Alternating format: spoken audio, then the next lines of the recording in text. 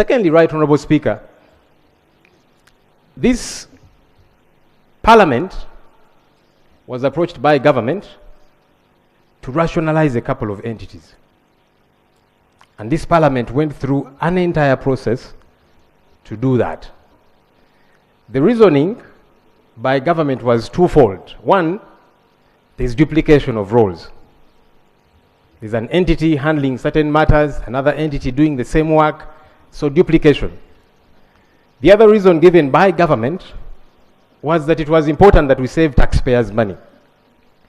And Parliament, in many respects, listened because it made sense, logically, politically, and otherwise. And so many entities were rationalized by this House. Right Honourable Speaker, you chaired some of those sessions.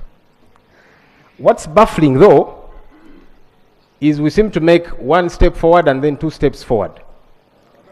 Backwards. Thank you. One step forward, two steps backwards.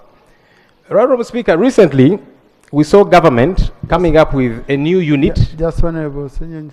Honourable colleagues, today allow free sitting for colleagues who are standing there. Please. Honourable Miyingo, you can sit next to Honourable Sarirwa. Please, free sitting. Let's continue, Honourable. Sorry for the... Right Honourable Speaker, we have seen government recently, while we're in the process of rationalization, coming up with a new unit which they have called the State House Revenue Intelligence and Strategic Operations Unit that was created to fight corruption in URA.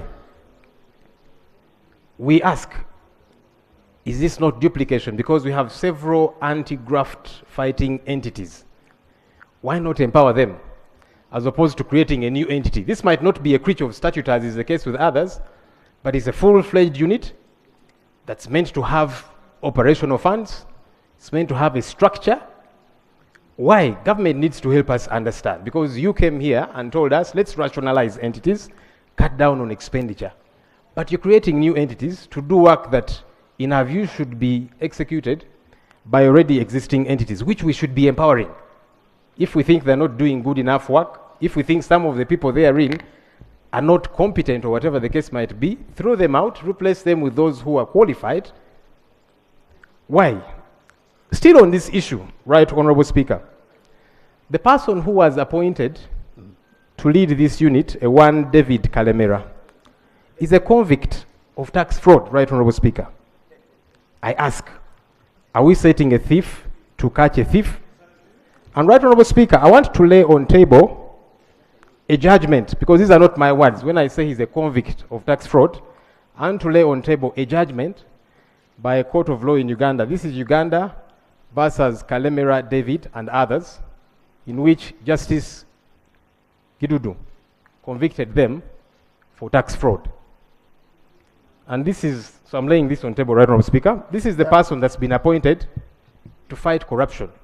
He was convicted for corruption, for tax fraud. It does not make sense at all, Right Honourable Speaker.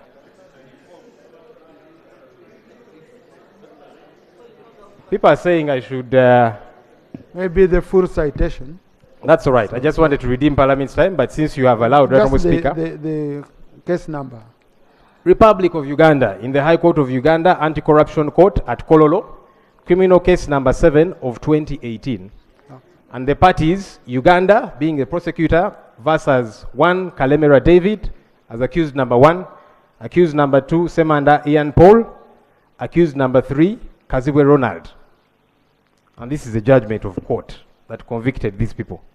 So somebody who was convicted of corruption has now been appointed to fight corruption. It does not make sense, Right Honourable Speaker. And Right Honourable Speaker, just as we conclude, these are the kind of things that annoy the citizens of Uganda who don't think we are serious about the fight against